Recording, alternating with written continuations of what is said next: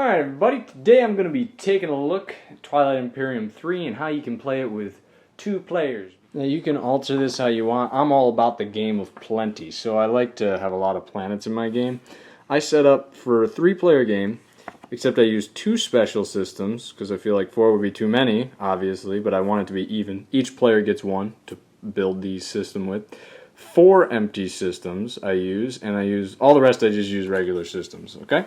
So as you can see how this board laid out is we had a nebula there, we had a supernova there, 1 empty space there, and another empty space there. So where are the other 2 empty spaces? Well, I have them on the outside, because in the rule book, I saw on this scenario setup that this was like off the board, and I thought that looked really cool with this double wormhole hanging out, so I thought, well, the technology specialty here is you got 2 blue and 2 red. So I thought, well, if the double technology specialties were always off the board, that could be really cool. So I've got the 2 red and 2 green over there with wormhole A, and I used the wormhole token that came with it for B over there.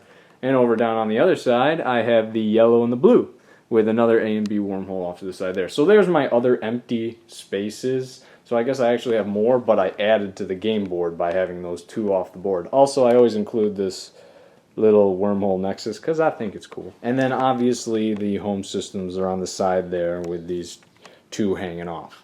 After the initial planet setup, I then get the distant sun and what is this? The space domain counters.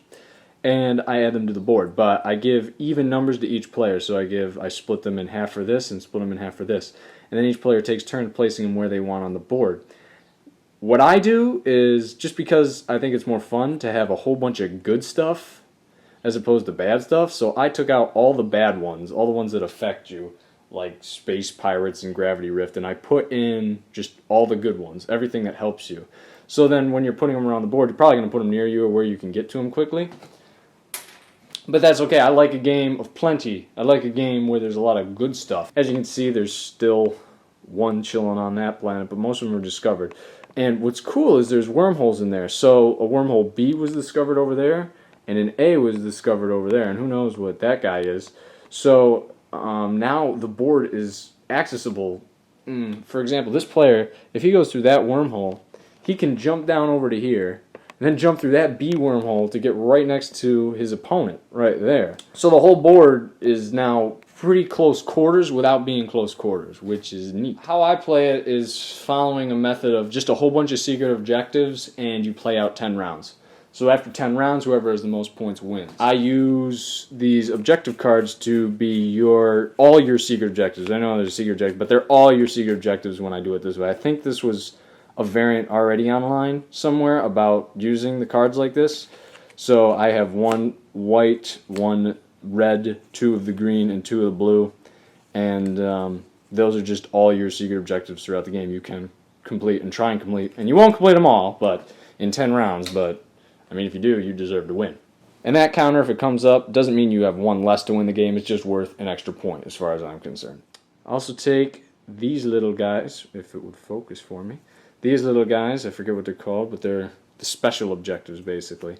And I put them on the middle planets of the board. So as you can see, there's 1 there, 1 there, 1 there. I had 1 on Mechatol. I had 1 there, 1 there, 1 there. So that's 1, 2, 3, 4, 5, 6, 7. And then if you have to, go it off to the side. I just do it down the middle, so it causes the players to have to move in if they want to get those secret objectives. They have to collide. So it causes that bit of a conflict. I also play with the minefields found in the 3rd expansion, and the shock troops, which is the 2nd expansion. I don't know why it's not focusing for you, but yeah, I use those as well. I use mercenary cards, action cards, political cards, colonies, refineries. So this is the really important part. This is what's going to make or break the 2-player game as far as I'm concerned. I use these. You don't have to, but I feel like these are the ones that work for me in a 2-player game. Leadership, and then diplomacy 2, political, production, trade 3, warfare, technology 2, and industry. Now, obviously, trade agreements aren't really going to happen that often. So number 5 might not be picked that much, but that's why I have it the mercenary one, because then mercenaries, you can buy mercenaries. You can do a trade good. You can switch with people, but more than likely you're going to be attacking each other because you're the only 2 players on the board. So, I mean, you might get the trade agreement for a few rounds. I did offer it in my 2-player game, and the other player said no. These, you could use. You could use the other political card, I suppose, to do this. I didn't, but to each his own. And I do use the custom technologies for each race, or race-specific, and I do use the flagship. Speaker token initiative passes between players each round, so like I said, there's a course of 10 rounds, so everyone would be a speaker 5 times. That's how I played Twilight Imperium 3 with 2 players, and I'd have to say it may be my favorite way to play it so far. But I don't know, that might change if I got a group of 6 who are all like intense Twilight Imperium fans, but so far I've only got 1, and this seems to work great.